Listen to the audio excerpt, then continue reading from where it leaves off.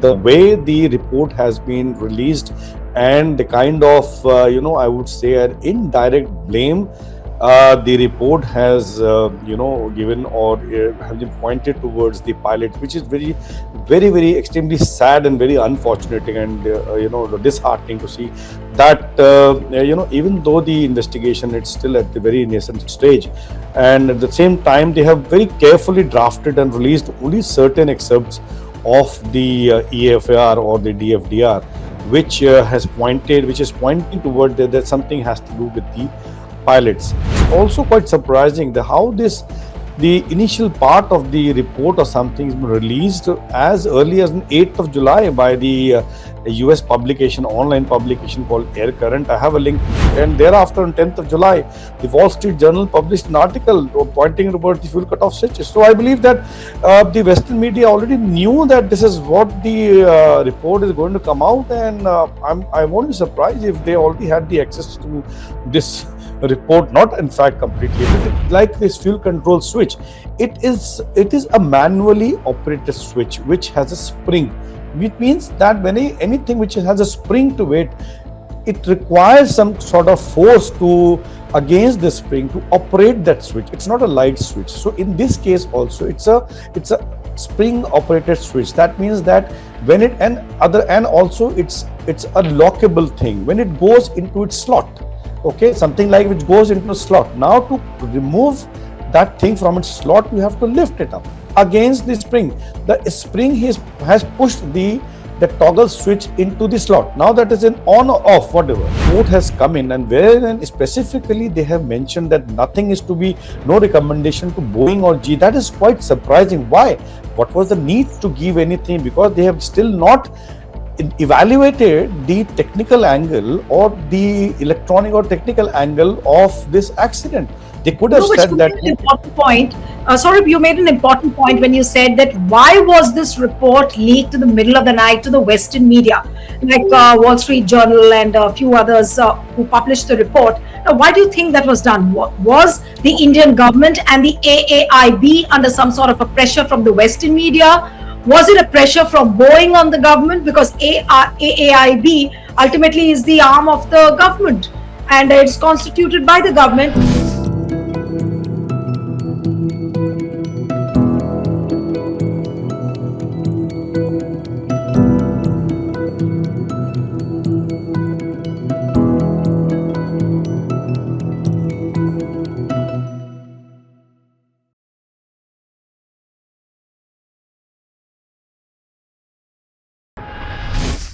Hello and a warm welcome to HW News Network, your one-stop show, truth be told, for some engaging and thought-provoking conversations. The Aircraft Accident Investigation Bureau, that is AAIB, released its preliminary findings into the Air India Boeing 787 crash in Ahmedabad, and this report was released late night, in fact, in the middle of the night around 1:30 or 2 o'clock on July 12th. Now, the key points mentioned are a fuel cut query by one of the pilots, the sequence of the accident, and aircraft maintenance records. So these are the broad pointers on which this report has dwelled into. Now, the AAIB report noted that Air India did not carry out inspections recommended in a 2018 FAA advisory on fuel control switch safety, as the bulletin was classified as non-mandatory. But according to the 15-page AAIB report, the cockpit voice recorder captured one pilot asking the other why the fuel was cut off during the flight. The other pilot responded that he did not do so. This is what the report is clearly saying. Now, the agency has not disclosed which pilot, captain, or first officer made the remark, nor who issued the emergency mayday call before the impact. So this entire report doesn't look very natural. It seems that there is some kind of a pressure on AAIB to leak the report. Now, is it because the image of Boeing has gone for a toss? Because there were chances that if the AAIB report did not have anything very positive to say, then there was a possibility that the Boeing fleet could have got grounded. Now, was this the pressure behind leaking this report? How genuine is this report? And remember, yesterday only, I think, yes, yesterday, the Pilot Association has outrightly rejected this report, that you cannot blame the pilots for this. So, joining me this evening is Captain Saurabh Bhatnagar, who's a renowned pilot himself. He's flown a number of flights, a very experienced pilot, and who's now running an aviation academy. Captain Saurabh Bhatnagar joins us on Truth Be Told. Thank you so much, Saurabh, for joining. It's a real pleasure to have you on the program. I've been watching you on several TV channels since the time this report has come. And Captain Bhatnagar, I would really want to know from you, how genuine is this report?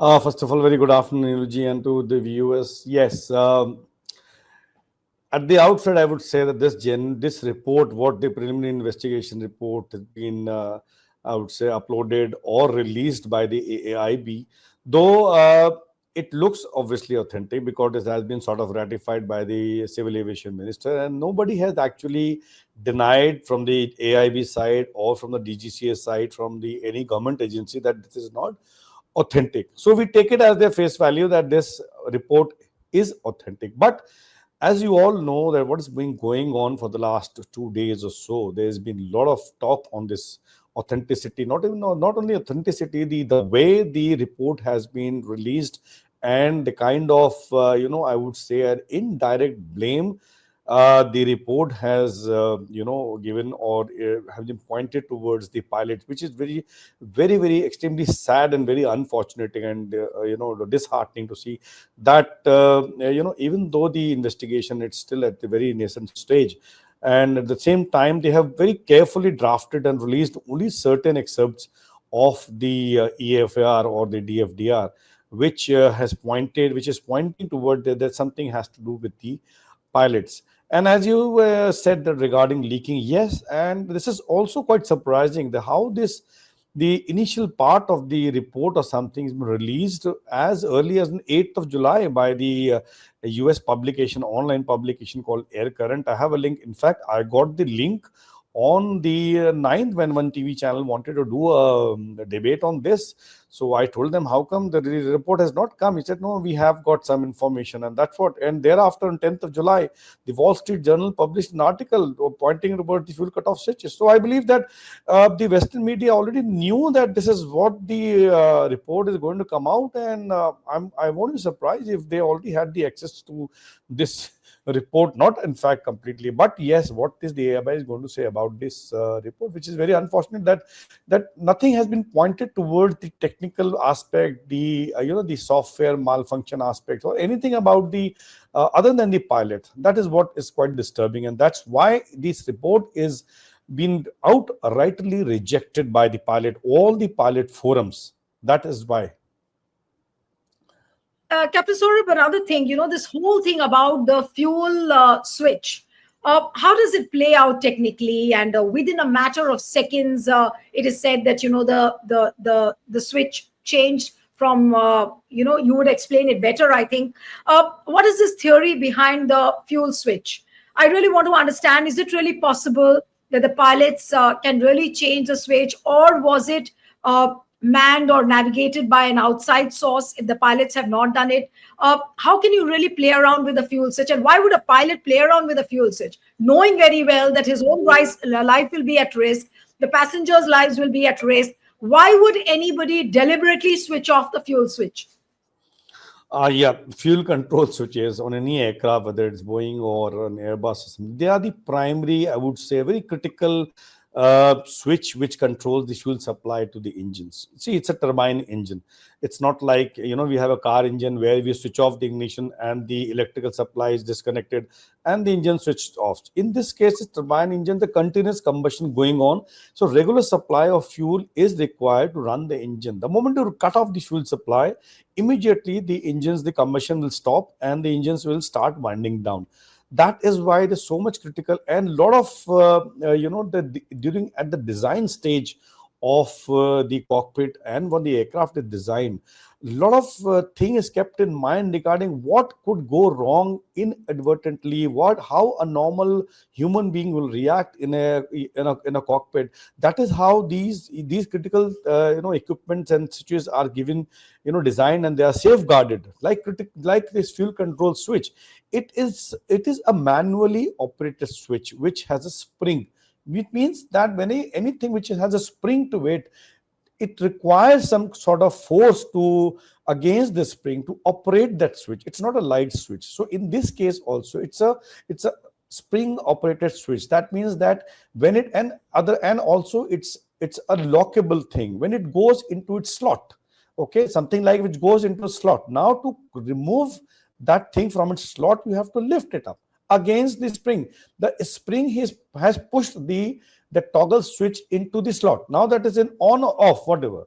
So for example, now in this case, it is an on switch. When the engine is started, the pilot lift the switch from its off position, take it forward, and just release it. Under the spring tension, it goes and it sits into its gate or into its mechanism. Right now, it is only touched when you switch off the engine. At the end of the flight, you again lift it up against the spring force out of this detent and or its latch, and then it bring it back again. It goes down into the off latch. So nobody can operate this remotely. It cannot be operated automatically because it is already locked in its latch position.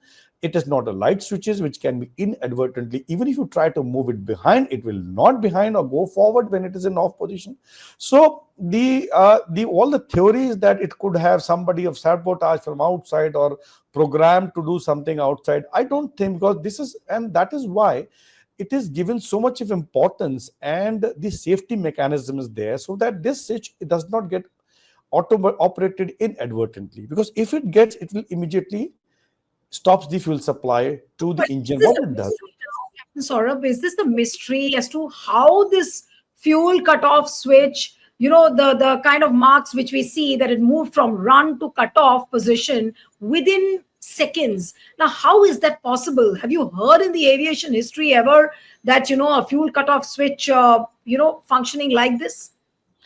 See, it is the that's why I'm saying that this report has been very drafted very carefully. You see the lines. It doesn't say that the switch has moved physically. Now you see the lines because it says the digital flight data recorder recorded the transition of the fuel switch from the run to off position. That is the how does the digital recorder come to know? Digital recorder will come to know through the signal through the sensors. It's all electrical it's all sensors. So the through electrical sensors, the digital recorder comes to know that the fuel control switch has been transitioned from the off to run, from the run to off position. Physical movement, whether it happened or not, also can be found out through the cockpit voice recorder. The moment there is a typical noise the switch makes when you take it out and when it goes into the latch, so that noise is captured by the very highly sensitive, you know, the mics in the cockpit. That why the AIB has not said that physical movement has taken place. So now the electrical signal could have been some malfunction in the switch, wherein even if the switch is in the run position, some signal has gone, because humanly it is very impossible to select both the switches in 1 second. They are at least 2 to 3 inches apart. You will do one by one. Lifting itself will take a second to lift it and put it back. That No, itself is but one or two seconds. you don't see the possibility of the plane being controlled by any outside force because there were. Absolutely. Okay, so there is no. Impossible, impossible, impossible. Because Okay. that is why if this could happen, then you could find that planes going down every in the world, because if the cockpit can be controlled from the outside, then you say that no, that is why the aviation is considered safest mode of travel, because so much of the safety things are involved in the aircraft. So if the you cannot control the switches from the outside, no, impossible. Another thing which you said in your submission earlier, you said that this report has been drafted very, very carefully. Now, if I may omit the word carefully and if I may use the word that it has been drafted very cleverly to cover up certain things, it looks like a case of serious omissions. What would you say to that? I would not say serious omissions, because the thing is, it is just a preliminary report. What they should have done is that, as per we yesterday I was saying about the International Civil Aviation Organization, Annexure 13, which talks about the aircraft investigation, accident and investigation, it clearly says that the even the preliminary report should contain the facts. Now, what the AIB has done is not given the complete data. Now, they have stopped short of giving the data, and also the raw data is to be given. Allow me, Captain Saurabh, when you say that they have just shared a preliminary report, not too much of data, but the preliminary report also is supposed to give certain directions to the manufacturer, to the airline, to the pilots. All that has not come. I have not seen it in the report, in the 15-page report. No direction as such. That is what is, everybody is wondering. Even, in fact, the entire pilot body is wondering the why only the selected about the fuel control switch movement and transition, and why only one line of the pilot's conversation, which everybody knows that it has to be given a raw data. The raw data has not been given. It is being paraphrased that one pilot said this, the other pilot denied this. Now, which pilot said is very much, the pilot flying was the pilot, the co-pilot was actually flying the aeroplane. So now, if any of the pilots speaks anything on his mouthpiece, it goes to a separate channel and recorded separately, so that it can be deciphered later on that who spoke what, whether it was the left seat spoke or the right seat spoke. So that they should have given. That is when they have deliberately not given. Why, we don't know. It, if they have said that one pilot in the cockpit. Do you get a sense that they are trying to hide certain things? They are trying to cover up certain things? No, it is very impossible actually that they should cover up something. Maybe at this stage, what everybody is feeling now, this buzz is there in the social media now.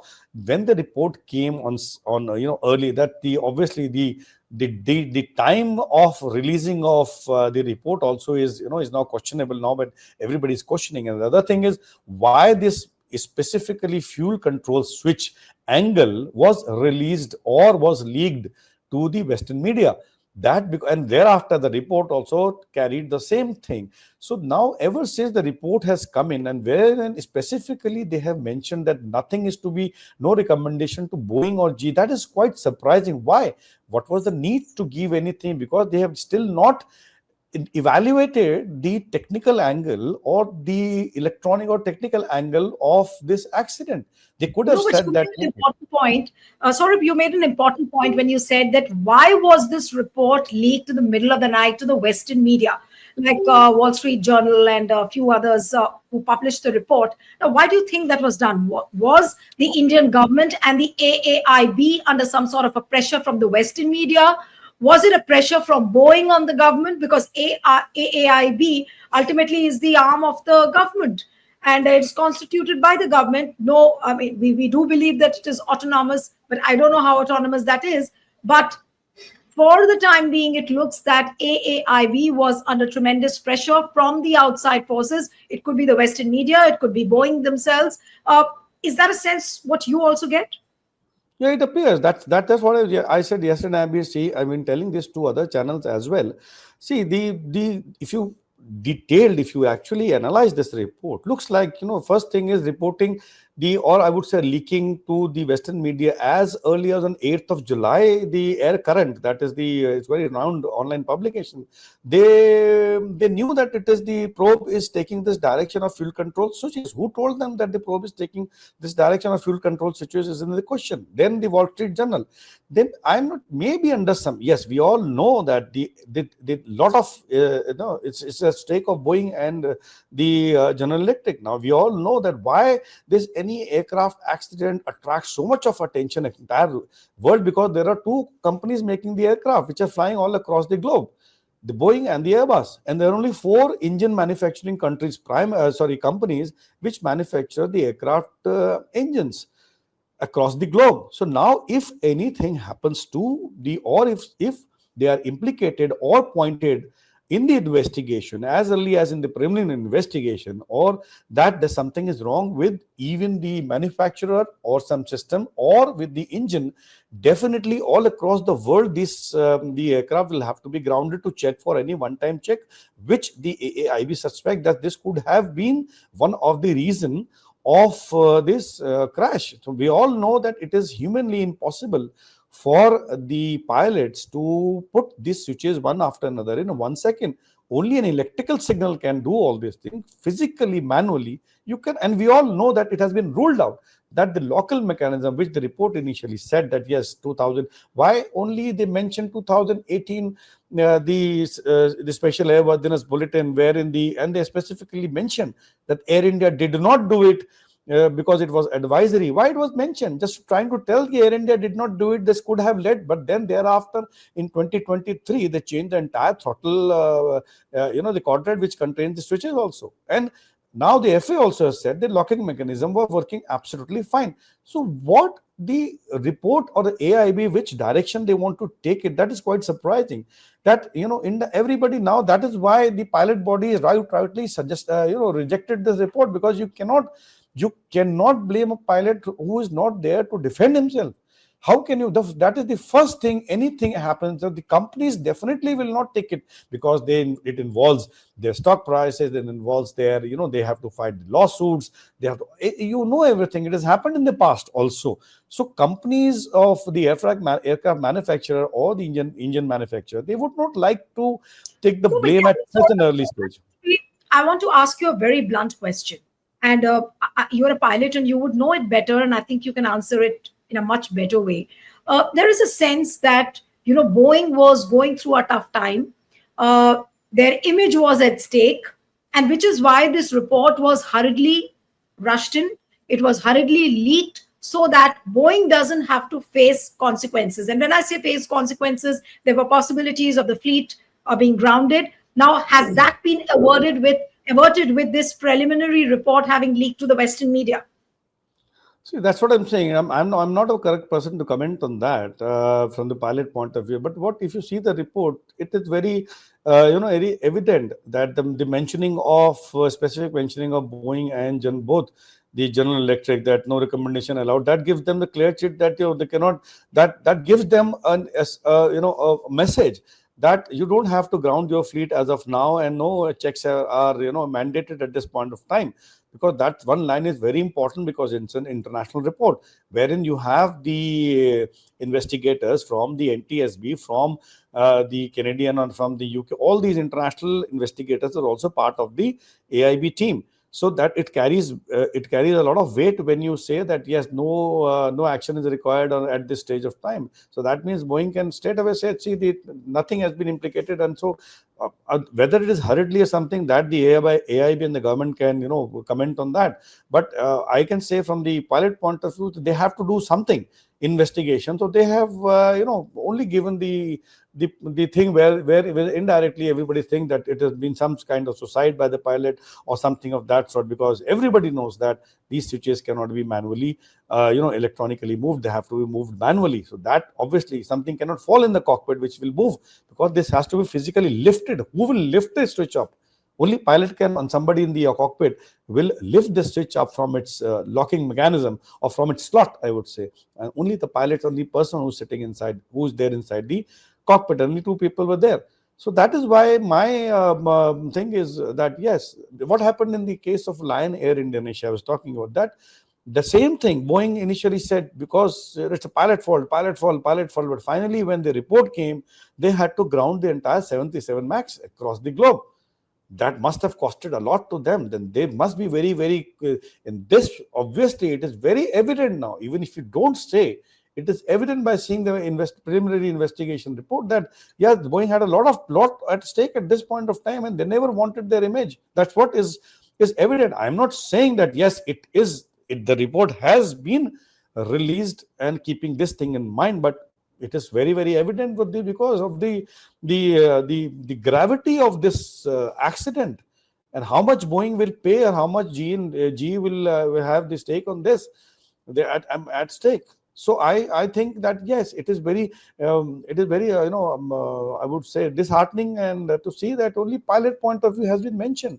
Nothing about the technical aspects of the thing. That yes, on the after all, it is when it is all the Boeing 787 is full electric, means that it doesn't use the majority of thing of the the bleed air or the air or pneumatic system. It's all electric. If something goes on with the electric part of it, the entire system will come down.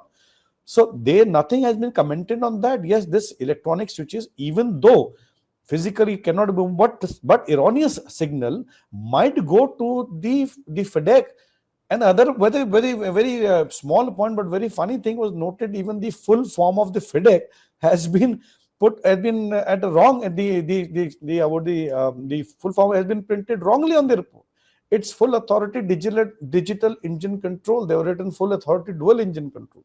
So I don't know what to say about this, but it's extremely unfortunate to see that both the pilots have been not directly, but in everybody's now taking that line that the pilots must have done it. Pilots must have done it. That's very very sad. But in the past also there have been air accidents, like the Mangalore crash, which we saw, the tabletop accident which happened at that time. Also, AAIB had come up with a report. How different do you see this particular accidents report by AAIB and the earlier reports which have come in? Because I'm also told, I was on some other channel with you yesterday where you said that apparently in the preliminary report they should come up with the raw data of the cockpit voice recorder, but they haven't come out with the raw data. That again, raises suspicions as to why they did it and why they particularly leaked only about the fuel control switch. Absolutely. That is what everybody is talking about. Where is the raw data? You have to give a so and so timeline. This is what the pilot spoke. And this is at this time, this is what the reply came from, who spoke on which reply came. This is a normal sentence. And how can there, if the report doesn't, bear any signature and stamp, and you say one pilot said this, other pilot reply, how will I see? But the fact that nobody has unverified something and objected, I'm saying from the government, from the AIB or something, so that means that it is authentic. But why they have not released the raw data of the CVR? That is quite surprising. They definitely point there's some suspicion is there, secrecy is there. 100% point to What is some the protocol, Captain Saurabh? What is the protocol? Like whenever an air accident happens and the AAIB comes up with a report, are they supposed to come up with the details of the raw data of the cockpit voice recorder? See, the thing is, what the ICAO mandates is that within 30 days of the accident, the investigating agency should come out with the preliminary and with the basically facts. Okay, the fact, but it's what happened, not how and why of that. Right, the facts to come, and the fact has to come as a raw data. It cannot be something which you cannot analyze a fact and then present in a preliminary investigation. That is what, so the preliminary investigation is the primarily focused on what actually happened. So when what means, you have to corroborate that thing or authenticate that what with the raw data from the DFTR, because that cannot be questioned. So now in this case, had they given the raw data of the CVR rather than one line in a paragraph, in one line at the end of the paragraph, something that is raising suspicion about the authenticity of this report and why it was not given, even though the ICAO mandate the raw data needs to be given. That is the reason. That is why everybody has said that no, this we will not accept this. And the another point which people are making is that when you have an air accident, you should involve a senior line pilot or senior pilot of that aeroplane which he's been flying, so that he or she can give a valuable input as far as the aircraft is concerned. Only the pilots who operate that aircraft knows about what is happening inside the cockpit in the air. Nobody else goes inside the cockpit in the air. So every accident of that aeroplane, that one pilot, experienced pilot of that, like in this case, Dreamliner, a pilot from a Dreamliner 787 operating, at least having 5,000, 6,000 or something hours of flying, should be a part of the AAIB to analyze what exactly he can give as valuable input. How in the cockpit you do it? None of these people they are all analysts. That's what I'm saying. They analyze they analyze the data coming from the recorders. They are not the pilots. That what will you do in case they're saying what will the reaction? That I said yesterday on the channels also. If you have a dual engine failure 4 seconds after takeoff, in these 4 seconds, the pilot flying is looking outside, the pilot monitoring is looking inside to wait for the positive climb to announce for the landing gear up. If anything happens at this stage, engine failure, there'll be chaos in the cockpit. There will be a whole lot of master warnings, oral sound, red warnings, everything which will attract attention left, right, center.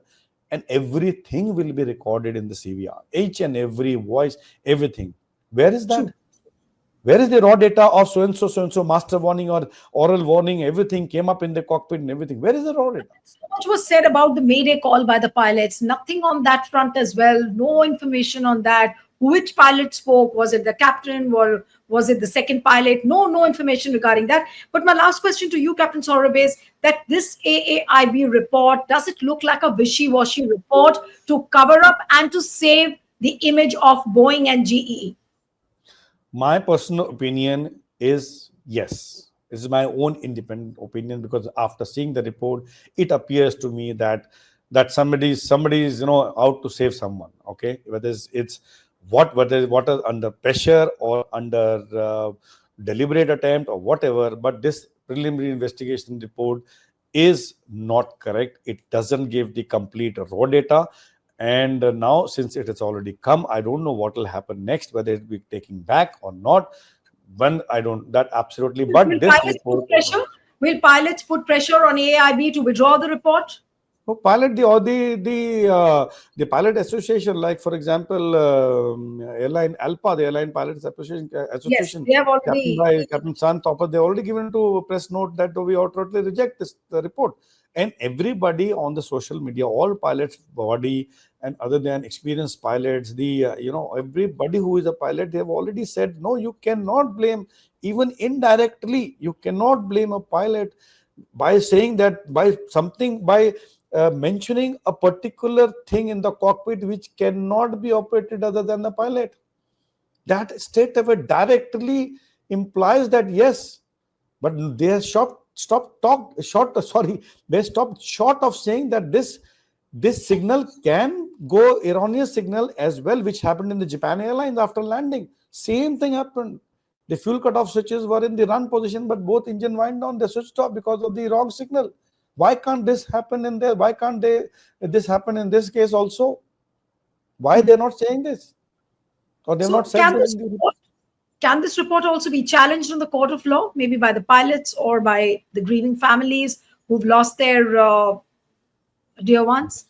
Yes, I think so. I think the families, or the nears and dears ones of the families and the pilots, I think they can challenge. I'm not very sure about the legality of whether they can do it or not. But yes, if somebody wants to challenge the report, they can go to the court and say, no, this is incorrect. It directly points fingers towards the pilot, towards of the families of the captain and the first officer can go and say this points directly towards my son, or whatever, that this is that he was not in a sound state of mind. I mean, that's what now people have started saying. So he was not in sound state of mind, he has done it. That they would definitely. So yes, but I'm not sure whether what is the legal options available with this.